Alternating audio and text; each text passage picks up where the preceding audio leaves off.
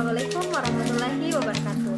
Perkenalkan, nama saya Nur Fadila Istiqamah, mahasiswa Psikologi Pendidikan dan Bimbingan Fakultas Ilmu Pendidikan Universitas Negeri Makassar. Nah, pada kesempatan kali ini saya akan membahas tentang satu topik, yaitu konseling Bowonian. Nah, baiklah, sekarang kita simak penjelasannya. Nah, yang pertama kita akan membahas tentang pandangan Bowen terhadap keluarga. Jadi bagaimana sih pandangan Bowen terhadap keluarga? Oke, kita akan bahas ya. Jadi Bowen berasumsi bahwa keluarga di sini merupakan faktor penting bagi individu. Nah, Bowen memiliki pandangan bahwa keluarga adalah suatu sistem yang terdiri dari berbagai subsistem seperti pernikahan, orang tua, anak, dan saudara kandung, di mana setiap subsistem tersebut terbagi ke dalam subsistem individu, dan jika terjadi gangguan pada salah satu subsistemnya, maka akan menyebabkan perubahan pada bagian lainnya, bahkan bisa sampai ke suprasistem keluarga tersebut, yaitu masyarakat. Nah, Murray Bowen di sini memperkenalkan dua terapi, yaitu family terapi dan family system terapi, di mana family terapi di sini adalah tindakan psikoterapeutik keluarga untuk memperbaiki fungsi psikologis. Sedangkan family system terapi di sini adalah sejenis terapi keluarga yang berkonsentrasi pada interaksi anggota keluarga dan melihat seluruh keluarga sebagai sebuah kesatuan atau sistem. Nah, selanjutnya saya akan membahas tentang ragam terapi sistem keluarga. Yang pertama yaitu pendekatan intergenerasional yang dipelopori oleh Murray Bowen. Jadi, dalam pendekatan integrasional Bowen ini, pendekatan ini menekankan pada sistem emosi keluarga, dan sejarah sistem ini dapat dilacak melalui dinamika keluarga orang tua dan bahkan keluarga kakek ataupun nenek. Nah, Bowen di sini percaya bahwa keluarga dapat dipahami sebaik-baiknya ketika dianalisis dari perspektif 3 generasi karena dapat melihat pola hubungan interpersonal anggota keluarga antar generasi, di mana kontribusi utamanya itu meliputi konsep inti, diferensiasi diri, dan triangulasi. Nah, pendekatan berikutnya yaitu pendekatan struktural, di mana pendekatan ini dikemukakan oleh Salvador Minuchin, di mana sudut pandang tentang sifat manusia menurut Minuchin di sini yaitu setiap keluarga mempunyai struktur, di mana struktur adalah cara tak resmi di mana suatu keluarga mengatur dirinya dan saling berhubungan. Peranan konselor pendekatan ini adalah pengamat sekaligus ahli dalam menciptakan intervensi untuk mengubah dan memodifikasi struktur yang menggarisbawahi suatu keluarga, dengan tujuan untuk mengubah dan mengatur ulang suatu keluarga agar menjadi unit yang lebih berfungsi dan produktif. Nah, pendekatan selanjutnya yaitu pendekatan strategik yang dipelopori oleh Jay Haley, seorang penulis prolifik yang mempunyai dampak signifikan terhadap pengembangan family sistem terapi. Nah, dia mencampur terapi keluarga struktural dengan konsep hierarki, kekuasaan, dan intervensi strategis. Strategis family terapi adalah sebuah pendekatan yang berfokus pada memecahkan masalah sekarang, memahami apa yang tidak dibutuhkan atau tidak diajukan. Berikutnya saya akan membahas tentang konsep Bowen. Jadi, konsep Bowen di sini terdiri dari 8 poin. Yang pertama, pembedaan diri atau differentiation of self. Yang kedua, triangulasi atau triangulation. Yang ketiga, sistem emosional keluarga inti atau nuclear family emotional system.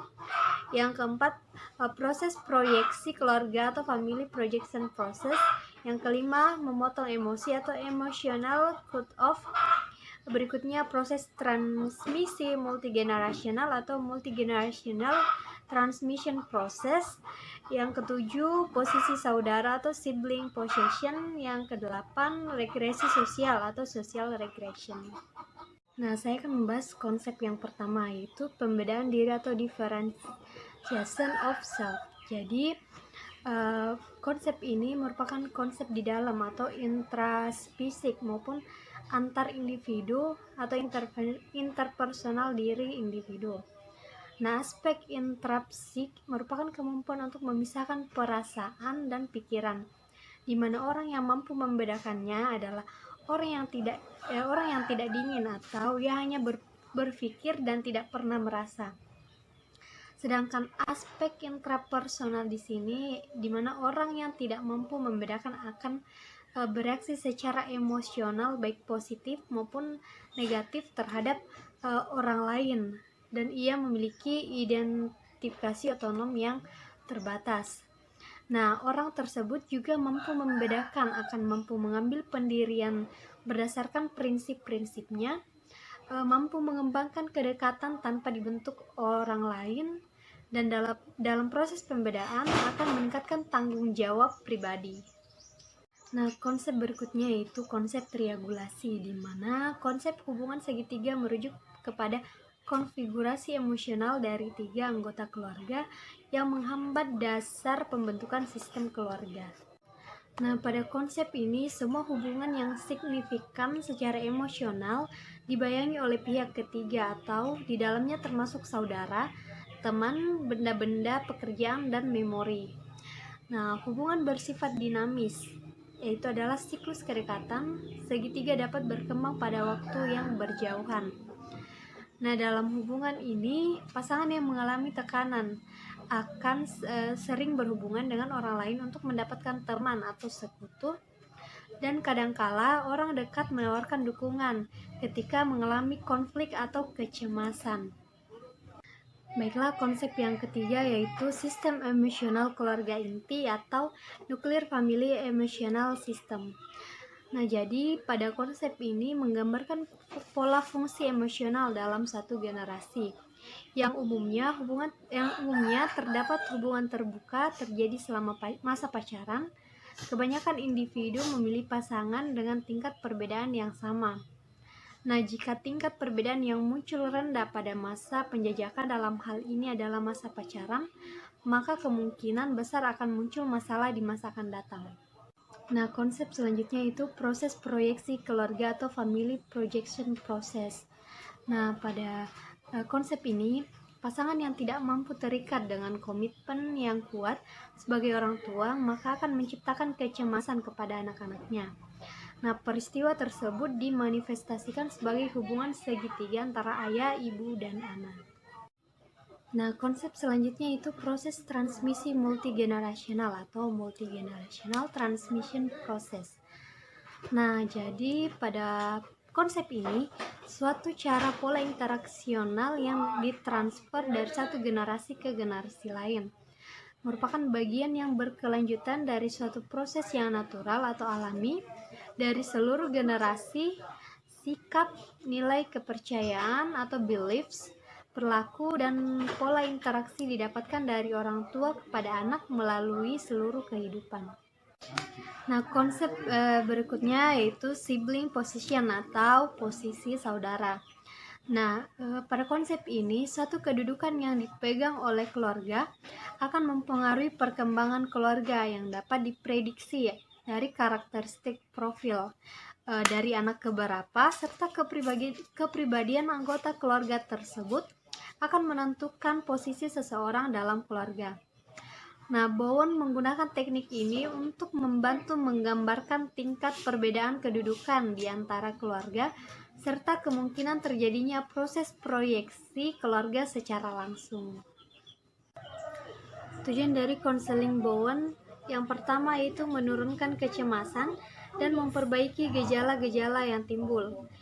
Yang kedua, meningkatkan setiap partisipasi partisipan disesuaikan dengan tingkat pemisahan dirinya dalam rangka meningkatkan adaptasi keluarga sebagai sistem, di mana metode standarnya adalah 2 orang dewasa ditambah terapis.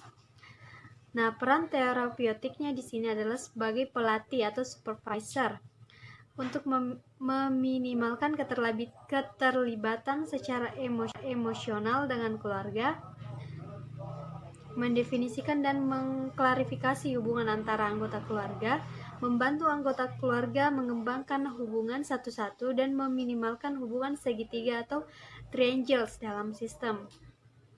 mengajarkan anggota keluarga mengenai fungsi sistem emosional, dan yang terakhir meningkatkan perbedaan dengan mendorong kedudukan sebagai gaya individu atau selama mengikuti terapi. Nah, selanjutnya bentuk-bentuk perubahan perilaku menurut Bowen. Nah, yang pertama yaitu perubahan alamiah atau natural change. Jadi, perilaku manusia selalu berubah, di mana sebagian perubahan itu disebabkan karena kejadian alamiah. Apabila dalam masyarakat sekitar terjadi perubahan lingkungan fisik atau sosial budaya dan ekonomi, maka anggota-anggota masyarakat di dalamnya juga akan mengalami perubahan. Yang kedua yaitu perubahan rencana atau planned change. Jadi, perubahan perilaku ini terjadi karena memang direncanakan sendiri oleh subjek. Misalnya, Pak Nur adalah perokok berat, tetapi karena pada suatu saat ia terserang batuk-batuk yang sangat mengganggu, maka ia memutuskan untuk mengurangi merokok sedikit demi sedikit dan hingga pada akhirnya tidak merokok sama sekali. Yang ketiga yaitu kesediaan untuk berubah atau readers to change. Jadi, apabila terjadi suatu inovasi atau program-program pembangunan di dalam masyarakat, maka yang sering terjadi adalah sebagai orang sangat cepat untuk menerima inovasi atau perubahan tersebut berubah perilakunya. Tetapi sebagian orang lagi sangat lambat untuk menerima inovasi atau perubahan tersebut. Hal ini disebabkan karena pada setiap orang mempunyai kesediaan untuk merubah atau readers of change yang berbeda-beda. Nah, berikutnya yaitu strategi pengubahan tingkah laku. Ada dua. Yang pertama, pemberian informasi. Nah, dengan memberikan informasi-informasi tentang cara-cara mencapai hidup sehat, cara pemeliharaan kesehatan, cara-cara menghindari penyakit, dan sebagainya, akan meningkatkan pengetahuan masyarakat tentang hal tersebut. Selanjutnya, dengan pengetahuan-pengetahuan itu akan menimbulkan kesadaran mereka dan akhirnya akan menyebabkan orang berperilaku sesuai dengan pengetahuan yang dimilikinya. Nah, strategi yang kedua yaitu diskusi dan partisipasi. Nah, cara ini adalah sebagai peningkatan dari cara yang pertama tadi, di mana dalam memberikan informasi-informasi tentang kesehatan tidak bersifat searah saja tetapi dua arah. Hal ini berarti bahwa masyarakat tidak hanya pasif menerima informasi tetapi juga harus aktif berpartisipasi melalui diskusi-diskusi tentang informasi yang diterima oleh masyarakat. Nah, yang terakhir saya akan membahas tentang teknik dari konseling Bowen ini. Yang pertama yaitu teknik genogram, di mana teknik genogram ini adalah metode keluarga diagram dan mencakup informasi penting tentang keluarga seperti usia, seks, tanggal pernikahan, kematian, dan lokasi geografis. Nah, genogram di sini tidak hanya memberikan gambaran dari keluarga, tetapi juga mungkin menyarankan pola diferensial yang mencapai kembali ke keluarga asal dan di luar. Nah, sebuah genogram di sini memberikan kesempatan untuk mencapai pola emosional dalam keluarga masing-masing pasangan sendiri. Teknik yang kedua yaitu kembali ke rumah. Jadi, dalam teknik kembali ke rumah, terapi mengarahkan individu atau anggota keluarga kembali ke rumahnya untuk memahami lebih mendalam lagi tentang keluarganya. Nah, teknik ini dapat memberikan maklumat untuk seseorang beroperasi dengan sepenuhnya dalam konteks keluarga, di mana mereka adalah bagian dari dirinya. Sebelum pulang ke rumah, orang itu perlu belajar bagaimana cara menenangkan dirinya sendiri. Teknik yang ketiga yaitu teknik detriangulasi. Nah, dalam teknik ini terdapat dua peringatan, yaitu yang pertama, seorang individu menghilangkan kegelisahannya terhadap keluarganya, tetapi tidak menonjolkan perasaannya kepada orang lain. Nah, yang kedua yaitu terapi menolong individu untuk menjauhkan diri bila ketegangan atau kegelisahan timbul dalam sebuah keluarga. Nah, dalam teknik ini keluarga juga diperbolehkan untuk menyuarakan pendapat dalam mengambil perhatian untuk bertindak. Nah, teknik yang keempat yaitu hubungan orang perorangan.